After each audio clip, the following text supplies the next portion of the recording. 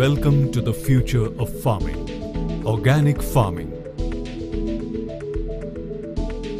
प्रस्तुत है Biofit. Plant growth promoters, bio emulsifier, bio pesticides और कैटल फीड जैसे जैविक प्रोडक्ट्स की एक श्रेष्ठ रेंज। भारत में 10 लाख से भी अधिक किसानों का विश्वसनीय बायोफिट फसलों पर लगने वाले खर्चों को कम करते हुए पैदावार बढ़ाने में मदद करते हैं। बायोफिट कृषि, फायदेमंद कृषि। अधिक जानकारी के लिए www.netsurfnetwork.com पर लॉगिन करें।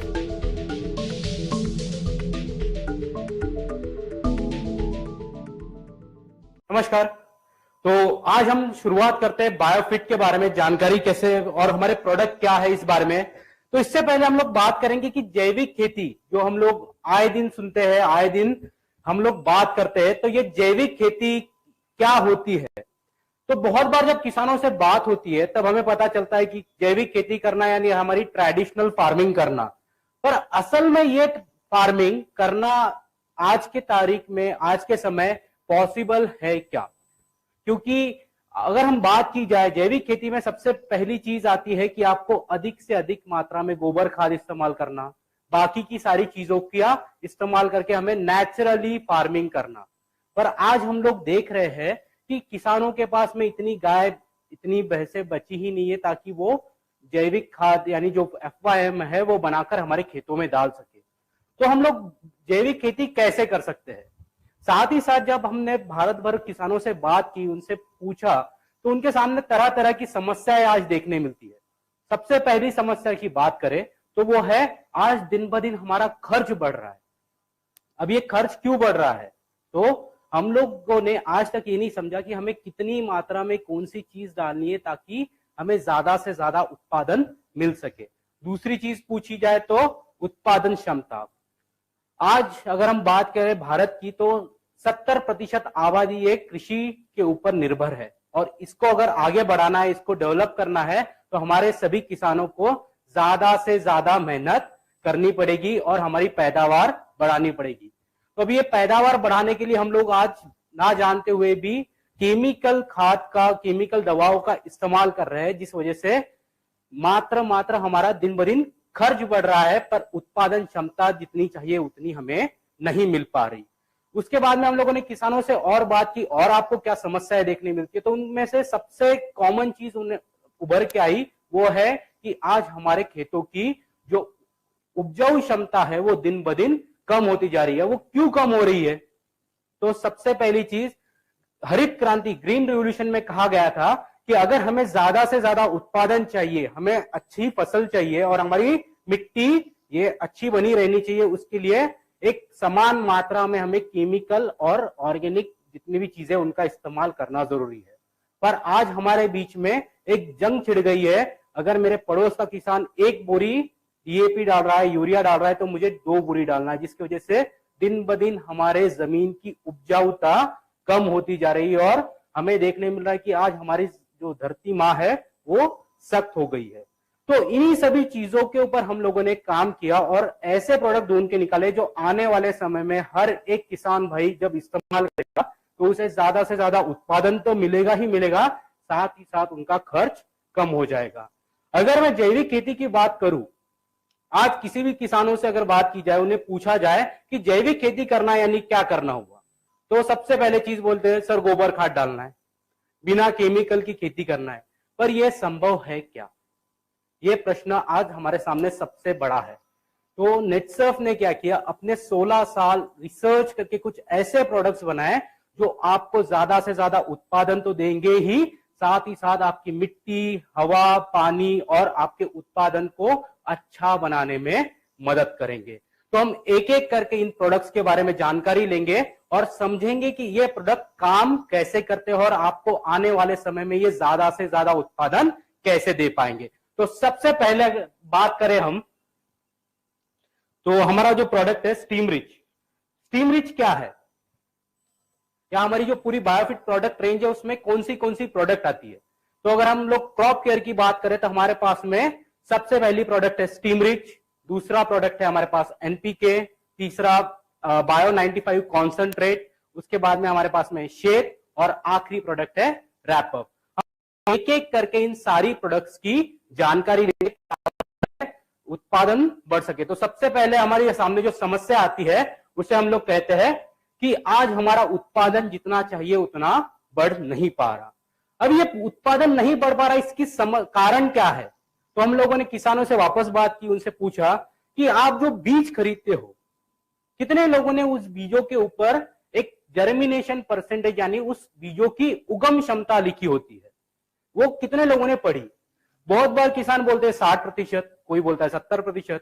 तो अगर 70% उस बीजों की जो उपजाऊ क्षमता है, अंकुरित होने की क्षमता है, तो हमें देखने मिलता है कि हम कितने बीजों के पैसे दे रहे हैं। तो हम लोग 100 बीजों के पैसे देते हैं और मात्र हमें 70 छोड़ ही मिल पाते हैं, जिसकी वजह से हमारा पहले ही स्टेज में 30% का नुकसान हो जाता है। अब अगर मैं पूछूं ये नुकसान कितने भाइयों को कम करना होगा, तो हर कोई बोलता है हमें कम करना है। तो ये अब कम कैसे किया जाता है? जिस समय हम लोग स्टीम रिच का सीड ट्रीटमेंट करते हैं यानी बीजों का उपचारण करते हैं, उस समय क्या होता है कि ये जर्मिनेशन परसेंटेज को स्टीम रिच ये 98% तक लेकर जाता है। अब ये अंकुरीकरण होता कैसे है? आपने हर बार देखा होगा कि हर एक बीजों के ऊपर एक अपना कवच होता है, एक अपना आवरण होता है। जिस समय ये आवरण खुलेगा उस समय ही बीज अंकुरीकरण की प्रक्रिया शुरू होगी। बहुत बार देखा जाता है कि ये सीड कोट अच्छी तरह से खुल नहीं पाते और चाहिए वैसा जर्मिनेशन नहीं मिल पाता। इसीलिए हम लोगों ने स्टीम रिच में क्या किया कि सारे के सारे अमाइनो एसिड, जो 26 तरह के अमाइनो एसिड्स है, वो सारे के सारे हम लोगों ने स्टीम रिच में दिए ताकि अंकुरीकरण क्षमता ये 98% तक बढ़ जाए और आपको एक अच्छा उत्पादन मिले। और जो आपका होने वाला नुकसान था 30% का, वो मात्र 1-2% पर आकर रुक जाए। जब आप पहली बार स्टीम रिच इस्तेमाल करते हो तो इस तरह से आपका जो होने वाला खर्च है सबसे पहले तो स्टीम रिच कम करने में मदद करता है। उसके बाद में अगर हम लोग बात करें तो स्टीम रिच आपके उत्पादन जो पौधे हैं उसकी क्षमता बढ़ाता है। अभी ये क्षमता बढ़ती कैसे है? बहुत बार किसानों से हम लोग पूछते हैं कि किस तरह हमारे जो पेड़ होते हैं, 2 तरह की जड़ें होती है। एक होती है टैप रूट सिस्टम जिसे हम कहते हैं कि पानी शोषण करने वाली जड़ें, और दूसरी जड़ें होती है सफेद रंग की सफेद तंतु मुड़िया। इनका काम होता है कि मिट्टी में से अधिक मात्रा में सारे के सारे पोषक तत्व खींचकर उस पौधे को सशक्त बनाए ताकि आने वाले समय में वो ज्यादा से ज्यादा उत्पादन देने के लिए काम करे।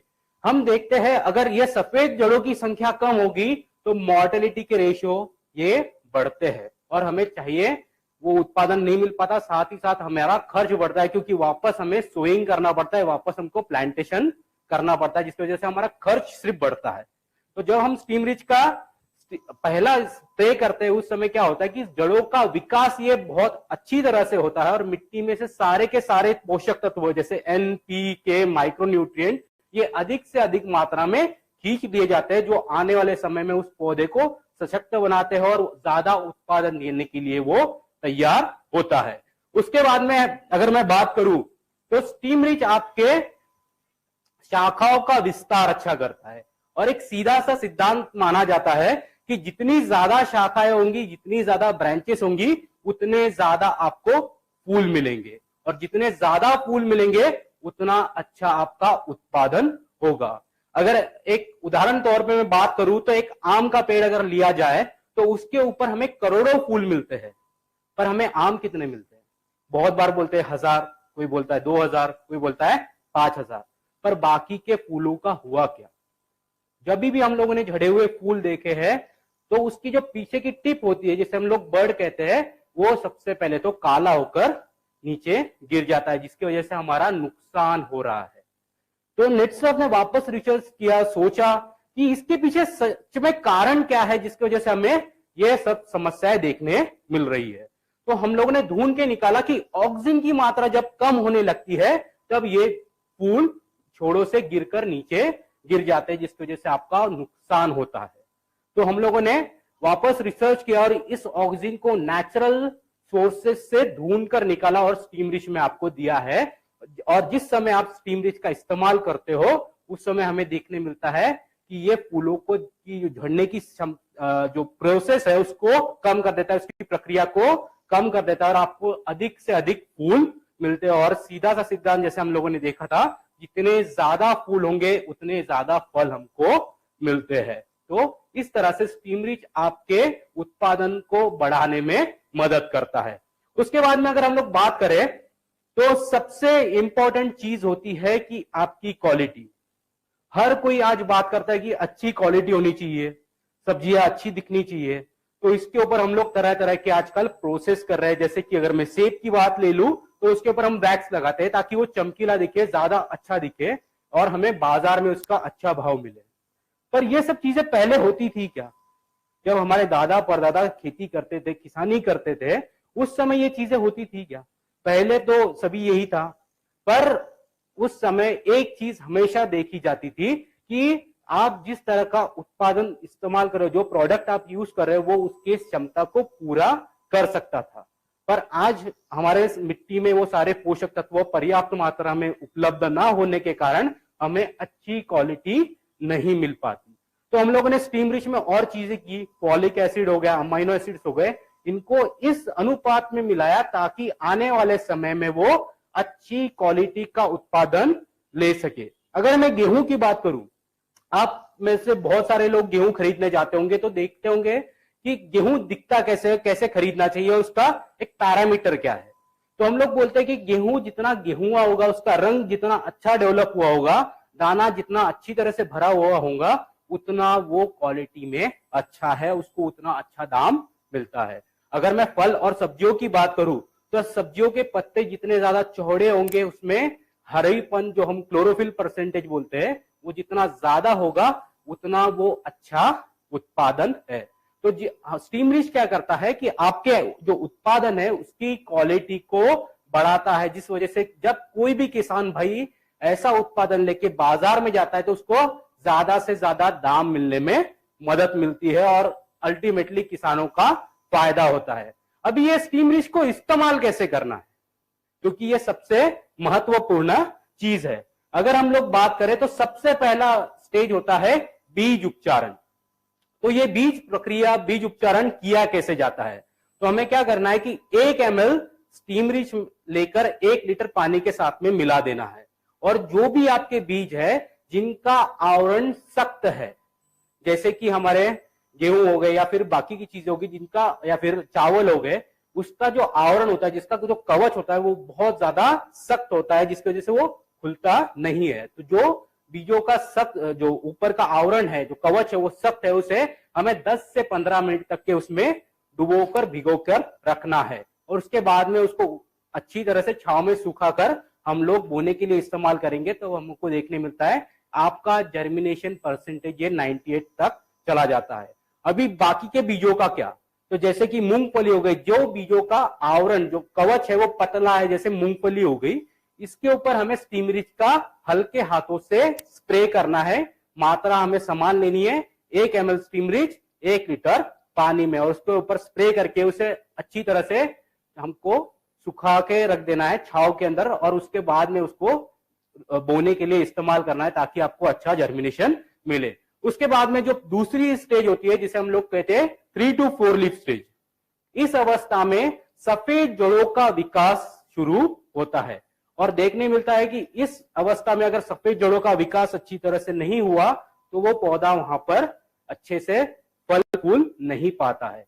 तो जिस समय हम लोग पहला स्प्रे करते हैं 4 से 5 पत्तियां आने पर, ये सफेद जड़ों का विकास अच्छा करता है, जिसकी वजह से हमें ज्यादा से ज्यादा उत्पादन देने के लिए वो पौधा सशक्त होता है। एक उदाहरण बोलूं तो हम लोगों ने अपने घर बनाए हुए, घर बनाते वक्त सबसे पहली चीज हम लोगों ने क्या की थी कि हमारी नींव हम लोगों ने मजबूत की थी, ताकि वो इमारत उस जगह पे एक जैसी लगातार बनी रहे, ताकि हमें ज्यादा से ज्यादा समय तक वो काम आए।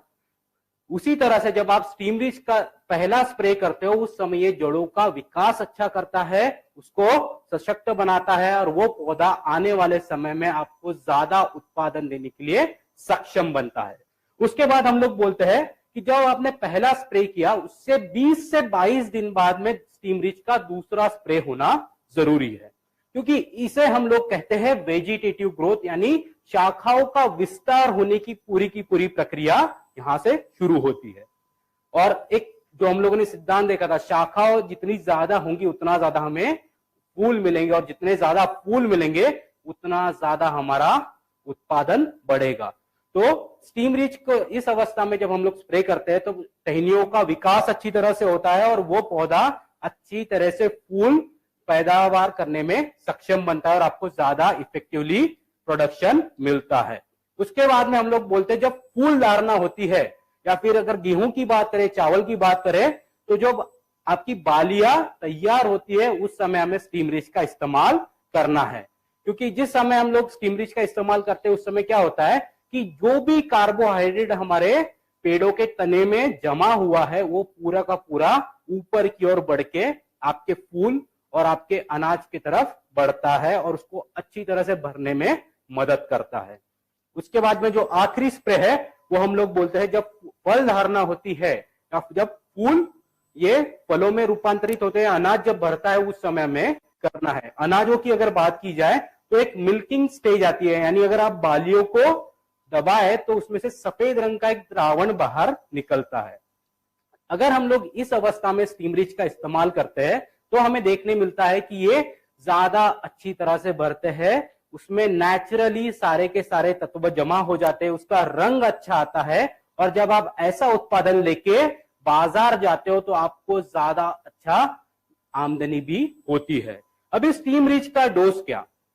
आज सारे के सारे लोग स्टीम रिच बेचते हैं, पर हम लोग एक चीज हमेशा बोलते हैं कि स्टीम रिच का जो डोज है वो साफ तौर पे कहिए, क्योंकि अगर जिस समय आप डोज साफ तौर पे कहते हो 99% रिजल्ट वहीं पर आ जाते हैं, आपको किसी भी तरह के कोई भी प्रॉब्लम्स नहीं होते। तो हम लोग स्टीम रिच के बारे में कहते हैं कि 1 लीटर पानी में आपको 1 ml स्टीम रिच इस अनुपात में, इस मात्रा में इस्तेमाल करना है ताकि आपको ज्यादा अच्छे रिजल्ट मिले। अभी स्टीम रिच इस्तेमाल करते समय 2 चीजों का हमेशा से ध्यान रखना है। सबसे पहली चीज, किसी भी केमिकल दवाई के साथ में स्टीम रिच को मिलाना नहीं है। अगर हम लोग किसी भी दवाई के साथ में अगर स्टीम रिच को मिलाते हैं तो स्टीम रिच की कार्य क्षमता ये गड़बड़ हो जाती है, वो अच्छी तरह से काम नहीं कर पाता।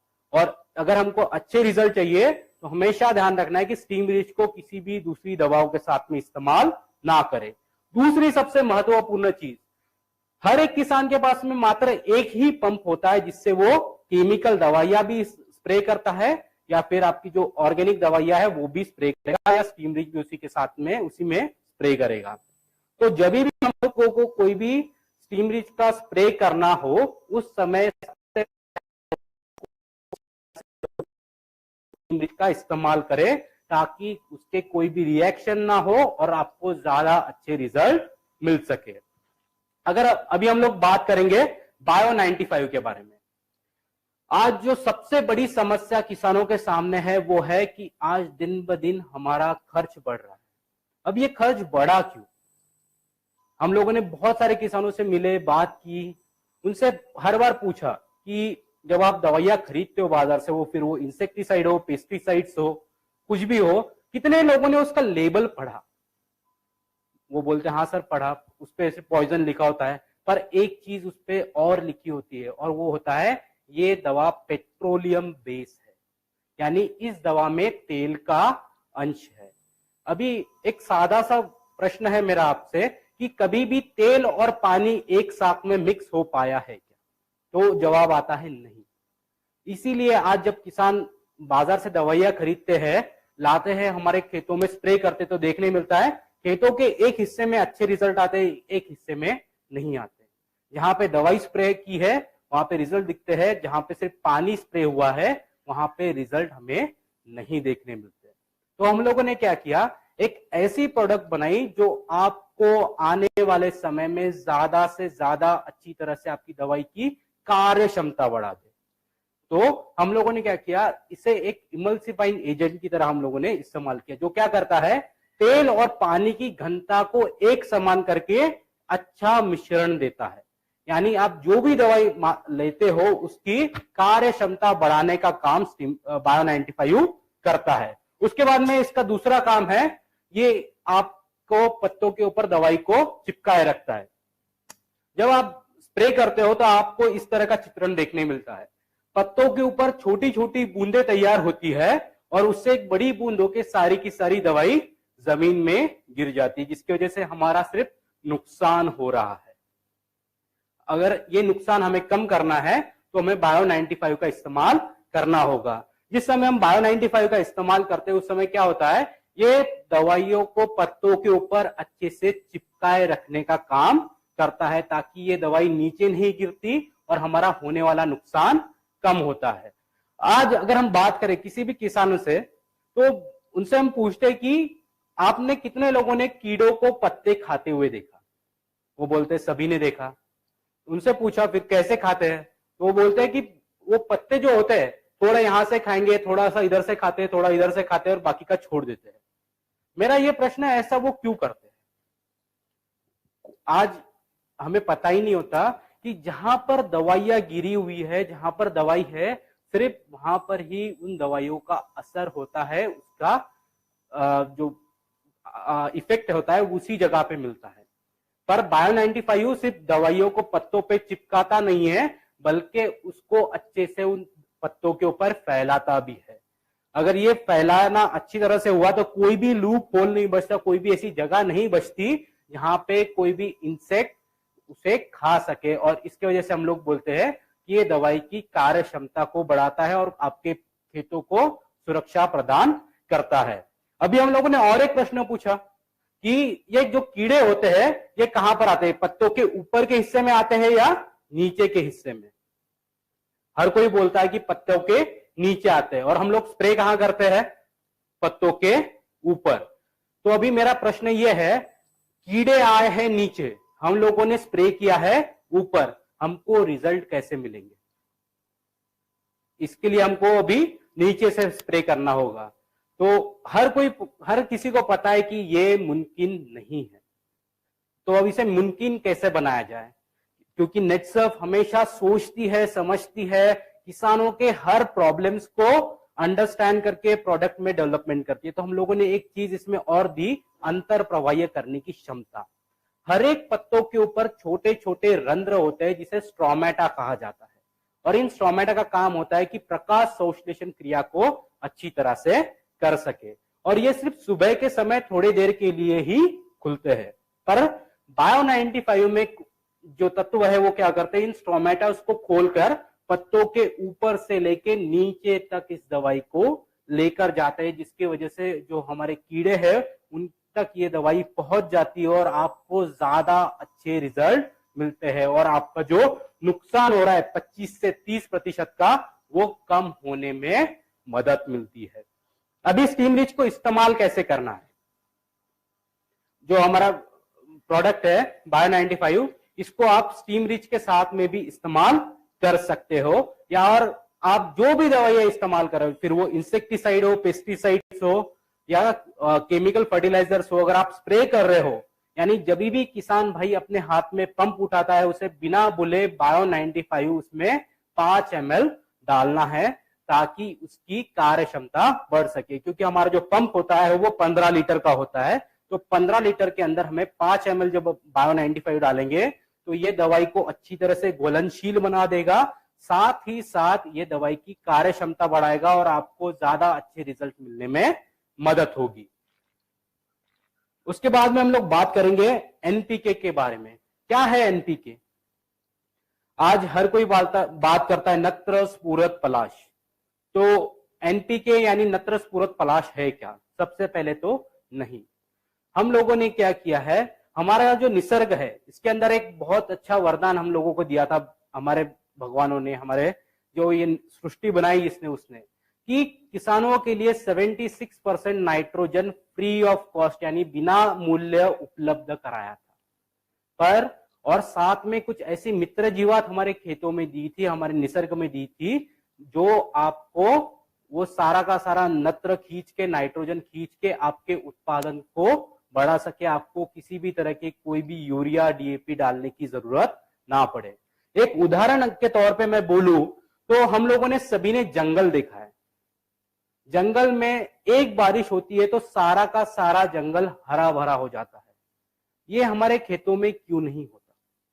जब ये प्रश्न आप खुद से करते हो तब आपको पता चलेगा कि सच में ही ऐसा हो रहा है। साथ ही साथ जितनी भी मित्र जीवात हमारी थी जो मिट्टी को नरम करती थी, जिसे हम लोग केचुए कहते हैं, वो भी दिन ब दिन कम हो रहे हैं। तो हम लोगों ने क्या किया, जो एनपीके है वो एक ऐसी प्रोडक्ट बनाई जो आपको आने वाले समय में आपका रासायनिक खाद का खर्चा, उर्वरक का खर्चा कम से कम 40 से 50% तक कम कर सके। वो कैसे? जब आप एनपीके इस्तेमाल करते हो तो इसमें मौजूद जो एज़ोटोबैक्टर पीएसबी और पोटैश मोबिलाइजिंग बैक्टीरिया, ये क्या करते हैं, ये मित्र जीवात सबसे पहले तो आपके खेतों में चली जाती है और मल्टीप्लाई होती है। और ये क्या करती है, जो हवा में 76% नाइट्रोजन है उसे खींचकर जड़ों तक पहुंचाती है, जिसके वजह से नाइट्रोजन का खर्च आपका सबसे पहले तो कम हो जाता है। पी ये तत्व का गुणधर्म हमेशा से ये रहा है, ये दूसरे तत्वों के साथ में जुड़ जाता है और ये आपके पौधों के द्वारा शोषण नहीं हो पाता। तो इसे शोषण करवाने की प्रक्रिया, उसे उपलब्ध अवस्था में कराने की प्रक्रिया हमारा पी करता है। पी क्या करता है, वहां पर जाके जो तत्व पी के साथ में जुड़ गए हैं उसे दूर करके P2O5 इस अवस्था में लेकर आकर जड़ों के द्वारा उसका शोषण की प्रक्रिया को फास्ट कर देता है, एक्टिवेट कर देता है, जिसकी वजह से आपका पी का खर्चा कम हो जाता है। के जो ये तत्व है इसके बारे में अगर बात की जाए तो हमें देखने मिलता है कि इसका एक अजीब गुणधर्म है, इसे ऊपर रहना कभी पसंद नहीं है। कभी भी हम लोग के हमारी मिट्टी में देते हैं तो ये 1 मीटर नीचे जाकर बैठ जाता है, क्योंकि इसकी बल्क डेंसिटी ज्यादा है। तो ये ज्यादा होने की वजह से हमको देखने मिलता है कि चाहिए वैसे हमें रिजल्ट नहीं मिलते। तो जो के है वो क्या करता है, जो नीचे 1 मीटर गया के है उसे खींचकर ऊपर की तरफ धकेलता है, और हमारी जो जड़ें होती है वो ज्यादा से ज्यादा 1 फीट की होती है, पर जो 3 मीटर की बात की जाए तो यानी 3 फीट के करीब करीब वो हो गया। तो ये 3 फीट जो नीचे गया हुआ के है उसको अच्छी तरह से खींचकर जड़ों तक पहुंचाने का काम करता है, जिसकी वजह से आपका होने वाला खर्च जो के पे है वो कम हो जाता है। अभी अगर बात की जाए तो एनपीके की जो बोतल है वो सिर्फ 500 ml की है। बहुत बार प्रश्न आता है कि इतनी छोटी बोतल में कितने मित्र जीवात होगी। तो मैं अगर बात करूं तो हमारे सिर्फ 1 ml के अंदर 10 लाख बैक्टीरिया जो कंटिन्यू मल्टीप्लाई होते रहते हैं। जैसे ही हम लोग उसे खेतों में डालते हैं 4 दिन के अंदर ये करोड़ों की संख्या में पहुंच जाते हैं, जिसकी वजह से मिट्टी की उर्वरक क्षमता ये बढ़ती है और आपको ज्यादा अच्छे रिजल्ट देने में काम करता है। और साथ ही साथ आपका केमिकल खाद का खर्चा कम से कम 40 से 50% तक कम करने में मदद करता है। अभी ये बात की जाए तो एनपीके इस्तेमाल करने के लिए क्या क्या चीजें करनी है और इसका डोज क्या है। तो हम लोग बोलते हैं कि अगर आप एनपीके इस्तेमाल कर रहे हो तो 1 ml N, 1 ml P, 1 ml K 1 litre पानी में मिलाकर इस्तेमाल करना है। साथ ही साथ इसको इस्तेमाल करने समय 2 चीजों का हमेशा हमें ध्यान रखना है। सबसे पहली चीज कि जब भी हम लोग एनपीके इस्तेमाल करें उस समय सबसे पहले तो जो भी कंटेनर में हम लोग एनपीके बना रहे हैं उसको अच्छी तरह से धो ले और उसके बाद में ही एनपीके का सॉल्यूशन जो द्रावण है वो बना के हमें इस्तेमाल करना है। और दूसरी सबसे महत्वपूर्ण चीज यानी 4 दिन पहले और 4 दिन बाद हमारे खेतों में किसी भी तरह की फर्टिलाइजर्स यानी उर्वरक हो, पेस्टिसाइड्स हो या फिर हर्बिसाइड्स हो, इसका इस्तेमाल नहीं करना है। क्योंकि जब ये मित्र जीवात मल्टीप्लाई होती है और उस समय अगर आप कोई केमिकल डाल देते हो तो उनकी मल्टीप्लीकेशन होने की प्रोसेस, उनकी बढ़ने की जो प्रक्रिया होती है वो कहीं कभी रुक जाती है और आपको ज्यादा अच्छे रिजल्ट नहीं मिलते। इसलिए हम लोग कहते हैं कि 4 दिन पहले और 4 दिन बाद इसका इस्तेमाल नहीं करना है। अभी एनपीके इस्तेमाल करने के कौन से तरीके हैं या फिर किस माध्यम से हम लोग एनपीके हमारे खेतों तक पहुंचा सकते हैं।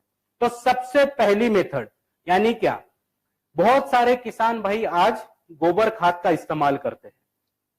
गोबर खाद अगर की बात की जाए तो अगर आपके पास में 1 टन गोबर खाद है तो उसके अंदर आपको 25 से 40 ml NP और K ये लेने का है।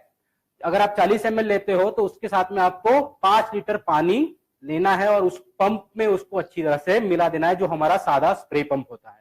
और उस ढेर के ऊपर अगर हम लोग उसको स्प्रे कर दे तो देखने मिलेगा कि सुबह वो बहुत ज्यादा नरम हो जाता है, उसमें से एक बहुत अच्छी खुशबू आती है, जो हम कहते हैं कि ह्यूमस की खुशबू। जब पहली बारिश होती है तो वो एक बहुत धीमी धीमी मिट्टी की सुगंध आती है, उस तरह की सुगंध आने लगती है, जिसकी वजह से हम कह सकते हैं कि उसके अंदर के जितने भी ऑर्गेनिक कार्बन्स है वो एक्टिवेट हो गए हैं। निसर्ग में का जितना भी नत्र है वो उस गोबर खाद में आकर जमा हो गया है। और जब आप ऐसी गोबर खाद का इस्तेमाल करते हो तो आपको ज्यादा अच्छे रिजल्ट मिलने में मदद होती है। मेथड नंबर 2, जितने लोग नहरों से पानी भरते होंगे उन्हें क्या करना है कि एक अगर 200 लीटर का ड्रम लिया जाए, उसको एक नल लगा दिया जाए और क्या करना है, उसमें सॉल्यूशन जो तैयार किया है, अगर 200 लीटर का ड्रम है तो 200 ml N, 200 ml P, 200 ml के 200 लीटर पानी के साथ हमको मिला देना है और उसको एक नल लगवा देना है। और जब हम लोग नहरों से पानी जब हमारे खेतों में छोड़ते हैं उस समय उस नल को हल्के से खोल देना है, ताकि पानी के माध्यम से ये सारी की सारी मित्र जीवात आपके पूरे खेतों तक पहुंच जाए और आपको आने वाले समय में अच्छे से अच्छे रिजल्ट दे पाए। मेथड नंबर 3, अगर आपके पास में नहरें नहीं है, कोई बोलेगा मेरे पास ड्रिप इरिगेशन की सुविधा है, तो ड्रिप इरिगेशन में हम लोग कहते हैं कि अगर आप ड्रिप इरिगेशन के माध्यम से दे रहे हो तो उसके साथ में एक फर्टिगेशन टैंक नाम का एक उपकरण लगा होता है, जिसके माध्यम से हम तरह तरह के खाद हमारे खेतों में देते हैं।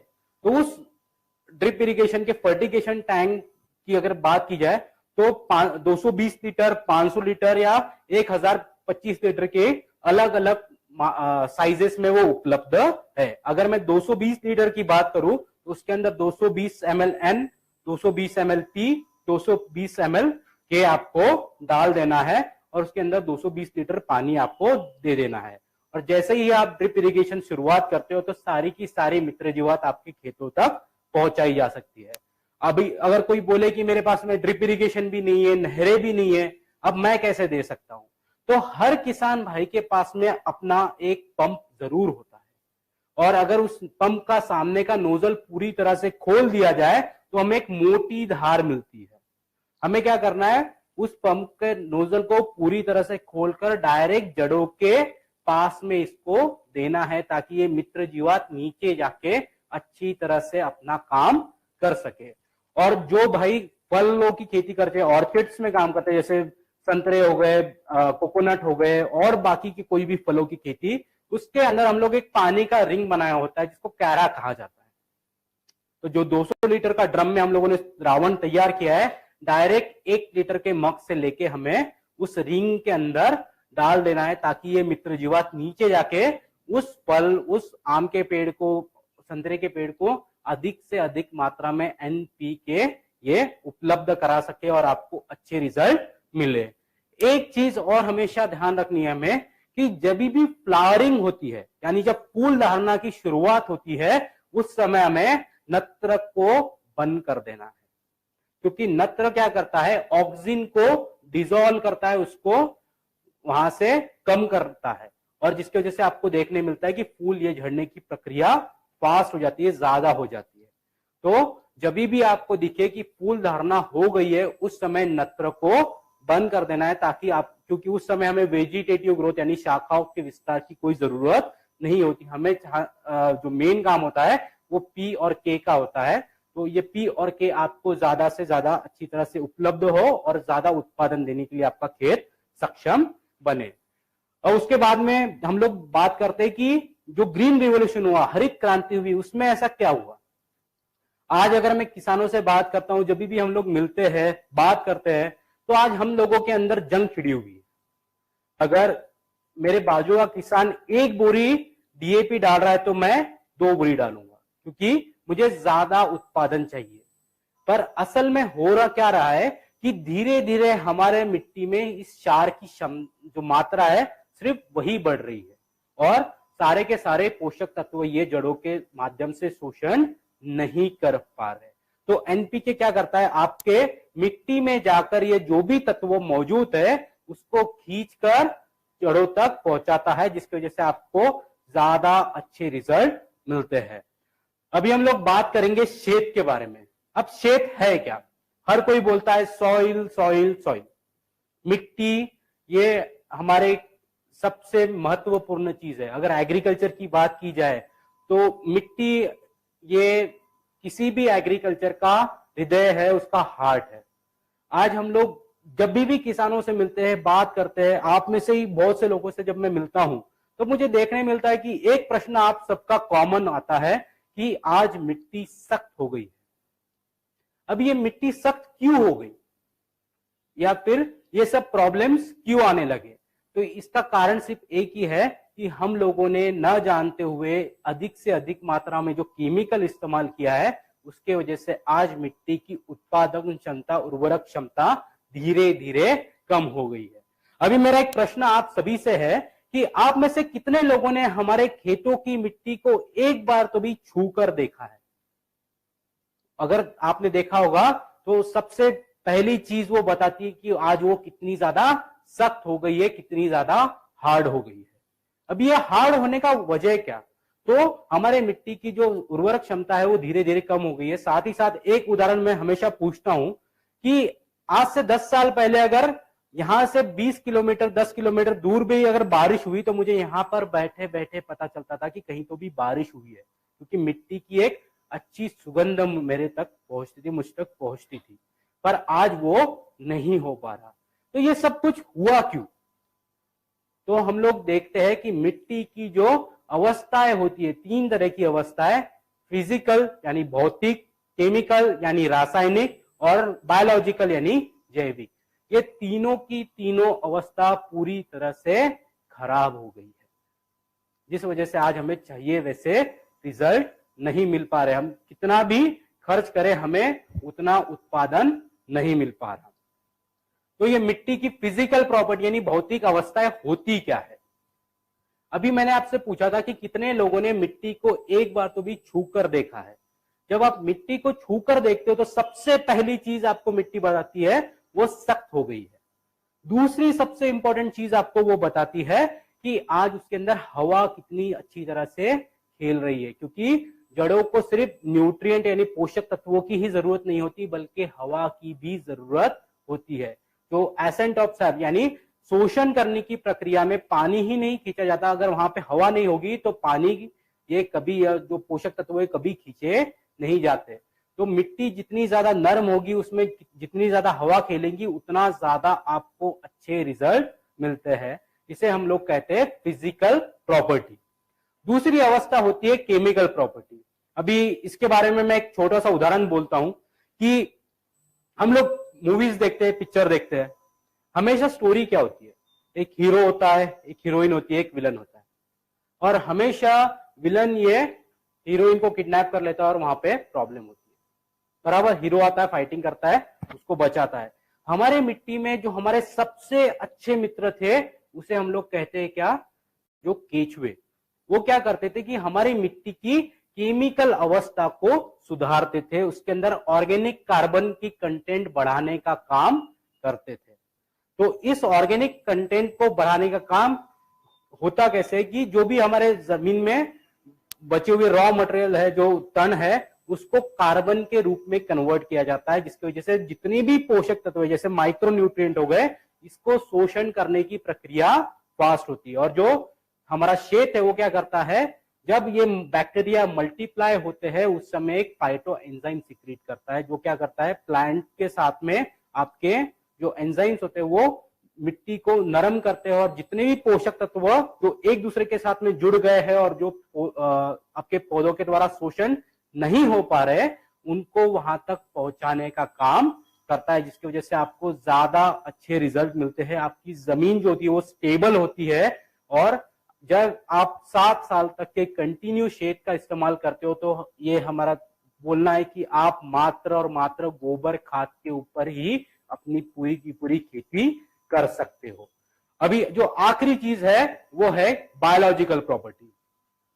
अगर मैं आज आपसे पूछूं कि आप में से कितने किसानों के खेतों में आज भी केचुए मिलते हैं, मेरे ख्याल से करीबन सिर्फ 2 या 3% ऐसे किसान होंगे जो बोलेंगे कि हाँ, आज मेरे खेतों में केचुए पर्याप्त मात्रा में है।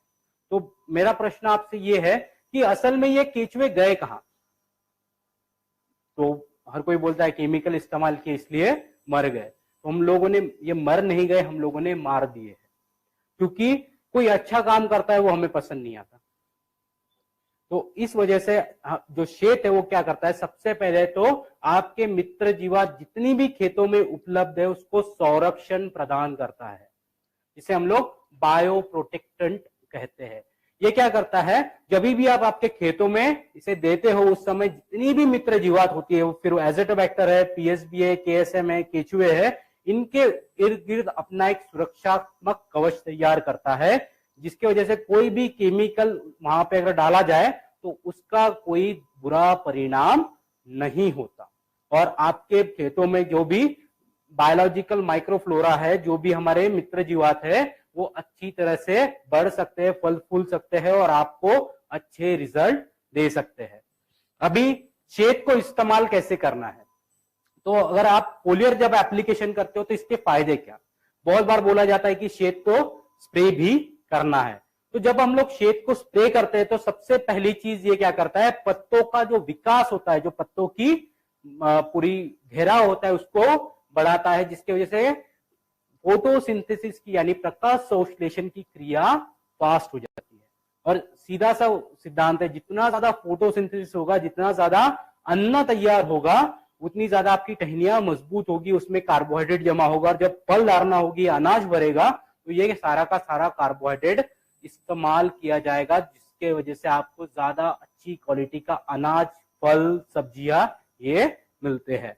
तो जब आप स्टीम रिच शेत का इस्तेमाल करते हो तो आपको ज्यादा अच्छे उत्पादन देने के लिए सक्षम करता है। अभी इसका इस्तेमाल करने का डोज क्या, तो अगर आप मिट्टी के माध्यम से दे रहे हो तो आपको 2 ml प्रति लीटर पानी में इसका इस्तेमाल करना है। अगर आप इसको फोलियर एप्लीकेशन यानी छंटकाव के स्प्रे करना है तो हम लोग कहते हैं कि 1 ml प्रति लीटर पानी में इसका इस्तेमाल करना है, ताकि आपको ज्यादा अच्छे रिजल्ट मिले। अभी इसको मिट्टी के माध्यम से देना है तो कौन सी तरीके से दिया जा सकता है, तो जो चीजें हम लोगों ने एनपीके के लिए देखी थी, सेम चीजें हम लोग शेत के लिए भी कहते हैं। एक बार मैं वापस आपके लिए वो रिपीट कर देता हूं। सबसे पहली मेथड जो हमारा गोबर खाद था, जिसके अंदर हम लोग पहले देखा था 40 ml जो यूज कर रहे थे आपका एनपीके, उसके अंदर हमको 50 से 60 ml शेत भी मिक्स कर देना है। और इन दोनों को मिलाकर अगर हम लोग गोबर खाद पे डालेंगे तो गोबर खाद की जो फिजिकल, केमिकल, बायोलॉजिकल प्रॉपर्टीज है वो तो सुधर ही जाएगी, साथ ही साथ जितनी भी मित्र जीवात हम लोगों ने एनपीके के माध्यम से दी है उसको संरक्षण भी मिलेगा। और जब आप ऐसा गोबर खाद इस्तेमाल करोगे तो आपको उससे भी ज्यादा अच्छे रिजल्ट मिलते हैं। मेथड नंबर 2 जो हम लोगों ने देखी थी कि नहरों से जो लोग पानी भर रहे थे, तो अगर नहरों से पानी भर रहे हैं तो हमको क्या करना है कि जो 200 लीटर के ड्रम में हम लोगों ने 200 ml N, 200 ml P, 200 ml के डाला था, उसके अंदर 400 ml शेक भी डालना है। और जब नहरें हम लोग खोलेंगे उसके माध्यम से ये सारी की सारी मित्र जीवात हम लोग आसानी से हमारे खेतों तक पहुंचा सकते हैं। मेथड नंबर 3 कि अगर हमारे पास में ड्रिप इरिगेशन है तो जो 220 लीटर की टाकी थी उसके अंदर हमको 440 ml shake, 220 ml N, 220 ml P, 220 ml के 220 लीटर पानी के साथ में मिलाकर ड्रिप इरिगेशन के माध्यम से भी हम हमारे खेतों तक ये प्रोडक्ट पहुंचा सकते हैं।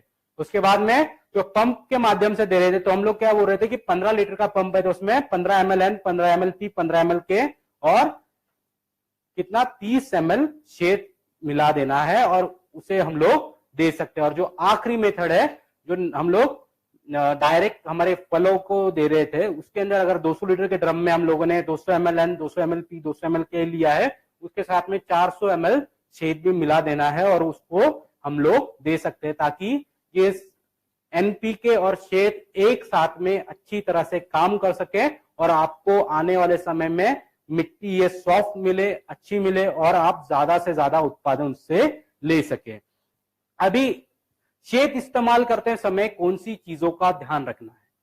सबसे पहली चीज हमें हमेशा ध्यान रखनी है कि 4 दिन पहले और 4 दिन बाद में किसी भी तरह का कोई भी केमिकल इस्तेमाल नहीं करना है। अगर आप कोई भी केमिकल इस्तेमाल करोगे तो क्या होगा, ये मित्र जीवात की जो मल्टीप्लीकेशन होने की क्षमता है, जो इसका विभाजन होने की जो क्षमता है, वो कम हो जाएगी, आपको अच्छे रिजल्ट नहीं मिलते। तो हम लोग सीधे से बोलते हैं कि उसको ना करें, और जो भी ड्रम आप इस्तेमाल करें उसको अच्छी तरह से साफ कर ले और उसके बाद में ही हमारा सॉल्यूशन द्रावण तैयार करें, ताकि आपको इजीली ये इफेक्टिवली आपको इस्तेमाल कर सके। इसके साथ में जब आप स्प्रेइंग के लिए इस्तेमाल कर रहे हो तो बायो 95 का अगर आप इस्तेमाल करते हो तो आपको और भी अच्छे रिजल्ट देखने मिलते हैं, क्योंकि ये अच्छी तरह से पत्तों के ऊपर चिपकी रहती है, मल्टीप्लाई अच्छी होती है और प्लांट्स की जो पौधे हैं उसकी कार्य क्षमता भी बढ़ती है। अब अगर हम लोग बात करेंगे रैपअप के बारे में, रैपअप क्या है?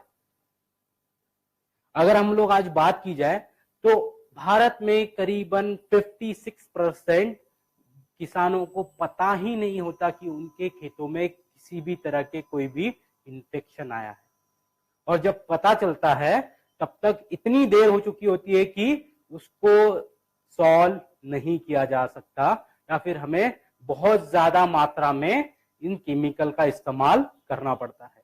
फिर भी भारत में करीबन 70% ऐसे किसान हैं जो सिर्फ रोगों की वजह से अपना पूरा का पूरा उत्पादन खो बैठते हैं।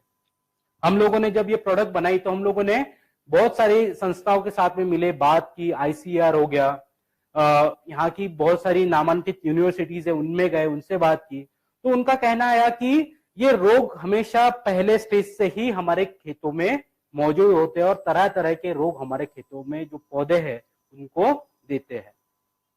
हम लोगों ने पूछा उनसे कि इनको रोका नहीं जा सकता क्या? तो उनका बोलना है कि अगर हम लोग उनकी सुरक्षात्मक प्रणाली को शुरू कर सके तो शायद हम लोग इन रोगों को रोक सकते हैं। अगेन नेटसर्व हमेशा रिसर्च ओरिएंटेड ऑर्गेनाइजेशन है, हमेशा रिसर्च करता रहता है, हमेशा नई चीजों को ढूंढने में लगा रहता है। तो हम लोगों ने हमारे रिसर्च के बलबूते पे कुछ ऐसी चीजें ढूंढ के निकाली जो आपके पौधे की सुरक्षात्मक प्रणाली को शुरू कर देती है। अभी मेरा एक प्रश्न है कि हमारे पौधों को दिमाग होता है क्या? पौधों को दिमाग होता है क्या? तो हर कोई बोलता है कि नहीं होता, पर हम लोग कहते हैं कि पेड़ों को अपना एक समझ होती है। अगर आपने देखा होगा जब भी बहुत ज्यादा धूप होती है उस समय, जब समर्स आते हैं, जो धूपकाला आता है, उस समय हर एक पेड़ अपना सारे के सारे पत्ते झड़ा देता है, नीचे गिरा देता है। अब ये क्यों होता है? क्योंकि पेड़ को पता होता है कि मेरे पास में सिर्फ पर्याप्त मात्रा में ही पानी उपलब्ध है, जो मैं ये 3-4 महीने का समय निकाल सकता हूं, और उसके अगर मैं उस समय मेरे पत्ते रखूंगा तो इसमें से इवापोट्रांसपिरेशन यानी बाष्पीभवन होके सारा का सारा पानी निकल जाएगा और मेरे पास में पर्याप्त मात्रा में पानी नहीं बचेगा।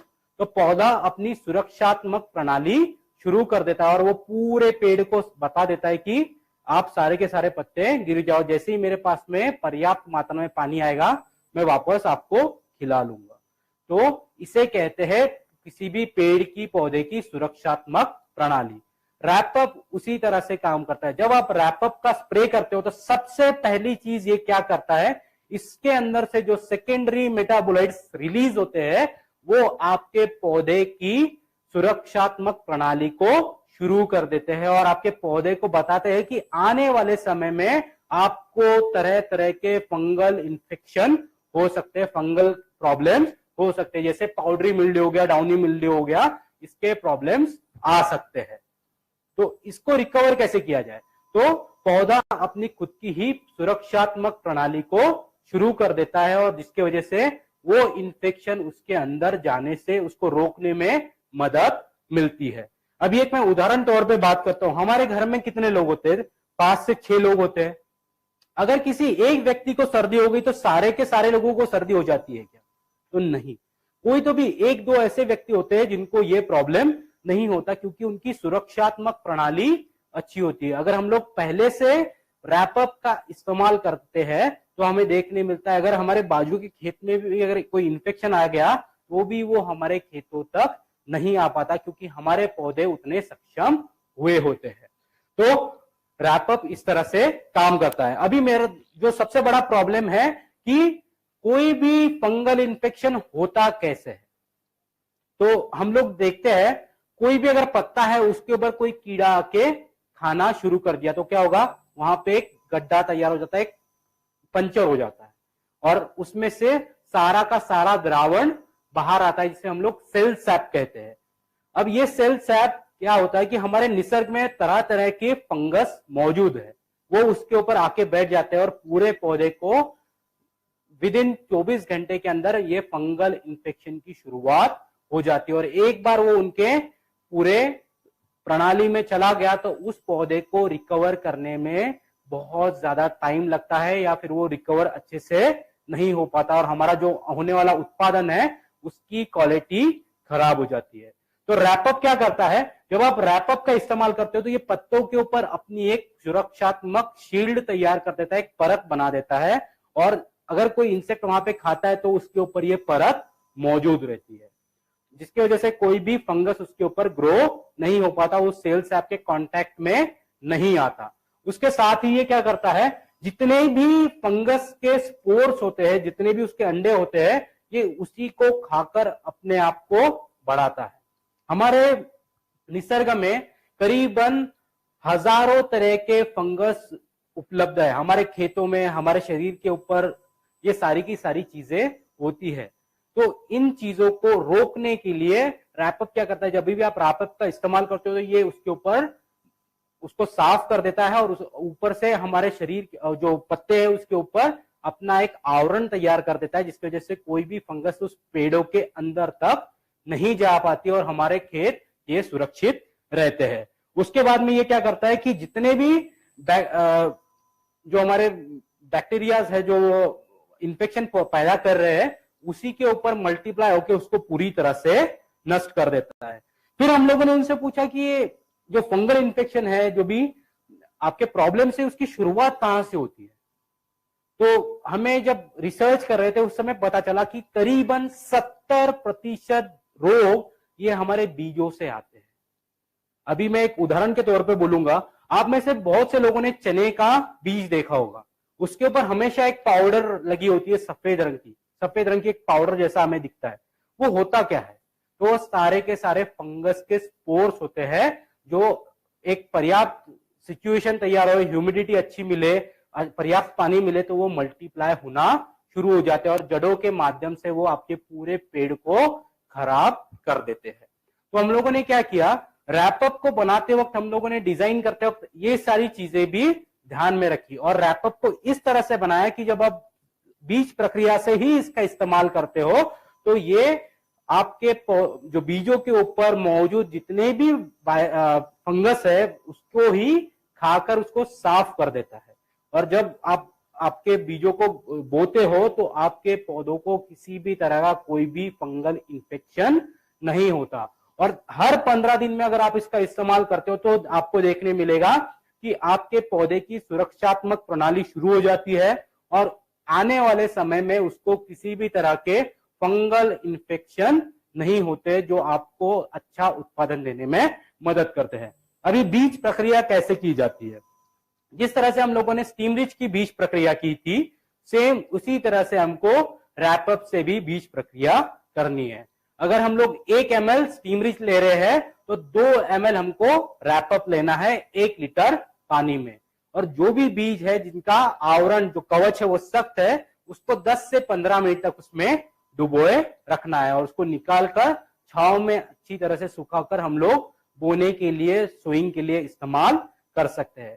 जो भी बीजों का आवरण पतला है, जैसे मूंगफली हो गई, उसके ऊपर हमें 1 लीटर पानी में 1 ml स्टीम रिच और 2 ml रैपअप लेके स्प्रे कर देना है, उसको हल्के से सुखा देना है और उसके बाद में इसे हमें बोने के लिए इस्तेमाल करोगे तो उसके ऊपर कोई भी फंगल इन्फेक्शन नहीं होता।